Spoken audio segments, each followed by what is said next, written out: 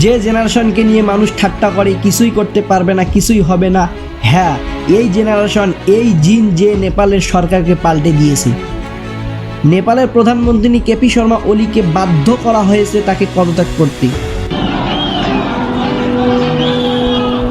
এবং প্রোটেস্ট এমন এক পর্যায়ে চলে গিয়েছে যে প্রধানমন্ত্রীর বাসাতেও জনগণ আগুন লাগিয়ে দিয়েছে, পার্লামেন্টও আগুনে পুরো ছাই করে দিয়েছে, ফাইন্যান্স মিনিস্টারকে তো রাস্তায় বের করে জুতা দিয়ে মারতে শুরু করেছে বন্ধুরা। আর এই কারণে আনফর্চুনেট একজন মারা গেল, পূর্ব প্রধানমন্ত্রীর ওয়াইফ, যখন তার বাসায় আগুন লাগানো হলো।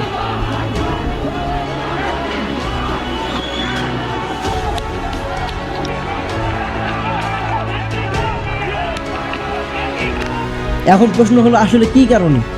শুধু কি সোশ্যাল মিডিয়া বন্ধ করার জন্য আমাদের এগুলো দেখতে হচ্ছে? এর অ্যান্সার হলো না, এর পিছনে অনেক কারণ আছে। আসুন বুঝি সব বিষয়গুলো। শুরু হয়েছিল 8ই সেপ্টেম্বর 2025। নেপালের রাজধানী কাঠমান্ডুতে হাজারো লোকের ভিড় জমানো হয়েছিল প্রোটেস্ট করার জন্য। এদের মধ্যে বেশিরভাগ ছিল 20 থেকে 25 বছরের ছেলে ও মেয়ে, যাদেরকে জিন জে বলে। কেউ স্কুলের ইউনিফর্ম পরানো, আবার কেউ কলেজের ইউনিফর্ম পরানো। এই প্রোটেস্টকে হ্যামি নেপাল নামে এক এনজিও অর্গানাইজ করেছে। এই প্রোটেস্টটা কাঠমান্ডু এর মাঝে এক অ্যাসেম্বলি মাউন্টমেন্ট মাইডাজার ম্যান্ডেলা থেকে পার্লামেন্ট পর্যন্ত আন্দোলন করা হয়েছিল। এই আন্দোলন পুরোপুরি নন ভায়োলেন্ট এবং পিসফুলি ছিল, কিন্তু সরকারের পক্ষ থেকে পুলিশকে বলা হলো প্রোটেস্টকে থামাতে হবে, এবং police water cannons, tear gas এবং রাবার বুলেট ইউজ করতে শুরু করলো। দেখতে দেখতে পুলিশ প্রোটেস্ট এর মাঝে ক্লাশ দেখতে পেল। কিছু প্রোটেস্টেড পার্লামেন্ট কমপ্লেক্স এর ভিতরে ঢুকে পড়ে, এবং পুলিশ যা করে পুরো দেশ থেকে অবাক হয়ে যায়। পুলিশ ওপেন ফায়ার শুরু করলো প্রোটেস্টদের উপরে, সরাসরি লাইভ বুলেটস দিয়ে। কমপক্ষে 19 প্রোটেস্টেড মারা যায় এবং 400 এর বেশি প্রোটেস্টেড আহত হয়ে পড়ে। हाम्रा साथीभाइहरू त्यसका लागि हामी अहिले आन्दोलनमा आइरहेछौँ। अब तपाईँहरू सबै जुट्न पर्यो, एक साथ हुन पर्यो। यो जसरी चाहिँ सत्ता पल्टाउनु पर्यो। पनि यो आन्दोलनबाट दुखी छौँ। हिजोदेखि हामीले एक्सपेक्ट गरेका छैनौँ यो लेभलसम्म जान्छ भनेर। तर अब सरकारप्रति सरकारको काम कारबाहीले गर्दा, पछिल्लो समयको सरकारको गतिविधिले गर्दा यो अवस्थामा त्यो लेभलको निराशा, फ्रस्ट्रेसन छ जुन हाम्रो यो सडक। মারা যাওয়ার মাঝে একজন 12 বছরের বাচ্চা ছিল। এই কারণে আর কেউ চুপ করে থাকেনি। যখন এই খবর পুরোপুরি ছড়িয়ে পড়ে, আরও মানুষ এক হয়ে যায় প্রোটেস্ট করার জন্য। প্রোটেস্টের সংখ্যা দ্রুত বাড়তে থাকে, পুরো রাস্তা মানুষ দিয়ে ভরা। সরকার কন্ট্রোল করার জন্য দুপুর 3:30 কারফিউ লাগানোর জন্য চেষ্টা করলো, কিন্তু কিছুই হলো না। প্রোটেস্টের সংখ্যা বাড়তে শুরু করলো। কাঠমান্ডু এর এলাকা, পোখরা, ভারতপুর, ডামাক এর মতো শহরে পুরো প্রোটেস্ট চালু হয়ে যায়। এই প্রোটেস্ট হওয়ার পিছনে একটি কারণ সব থেকে বেশি উঠেছে, সেটা হলো সোশ্যাল মিডিয়া ব্যান করা হয় নেপালে। এটা একটা গুরুত্বপূর্ণ কারণ হলেও আরও অনেক কারণ আছে, যেমন কারাপশন। সরকারের মিস গভর্নেন্স বাড়িয়েছে অনেক বেকার মানুষ, এবং সরকারের মন্ত্রীদের রিপোর্টেজন। এগুলো সব কথা বলবো।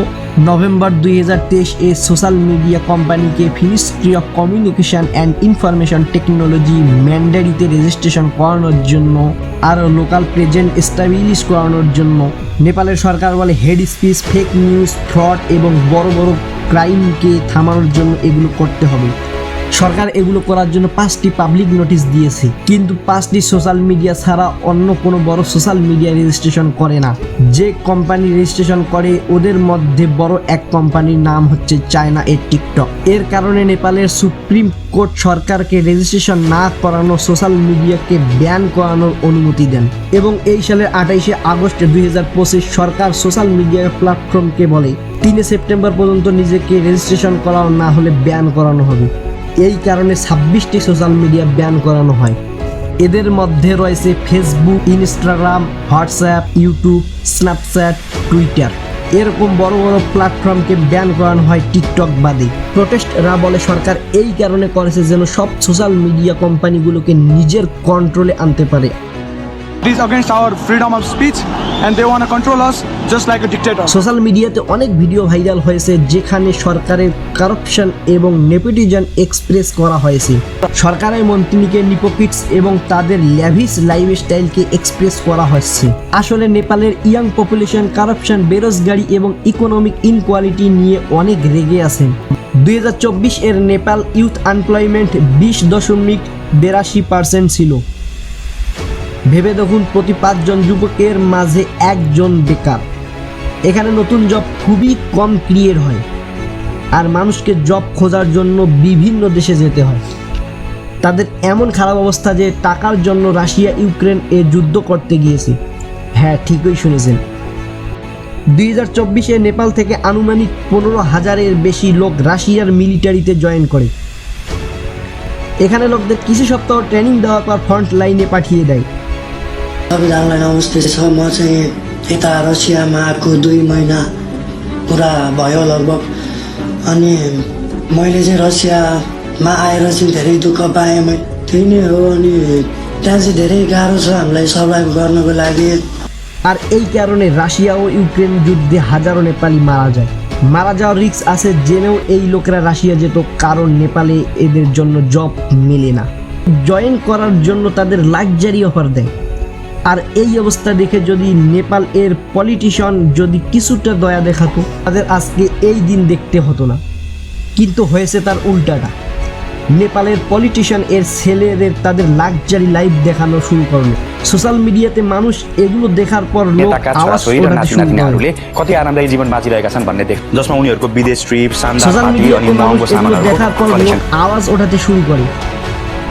যখন পরে সোশ্যাল মিডিয়া অ্যাপসকে ব্যান করানো হলো, তখন টিকটকের মাঝে মানুষ কিছু দৃশ্য দেখাতে শুরু করলো। এই ভিডিওতে সিম্পল কম্প্যারিজন দেখানো হলো সাধারণ নেপালিদের জীবনী এবং কষ্টের কাহিনী এবং পলিটিশিয়ানদের ছেলে মেয়েদের ল্যাভিশ লাইফস্টাইল। নেতাদের সন্তান যে ডিজাইন ক্লোজ এ ঘোরে এবং লাক্সারি গাড়ি শো অফ করতে শুরু করে। টিকটকে নেপুকেটস হ্যাশট্যাগ ট্রেন্ডিং করতে শুরু করে। বন্ধুরা, আজকের ভিডিওটি এই পর্যন্ত। ভিডিওটি যদি ভালো লাগে থাকে লাইক, কমেন্ট এবং সাবস্ক্রাইব করতে ভুলবেন না।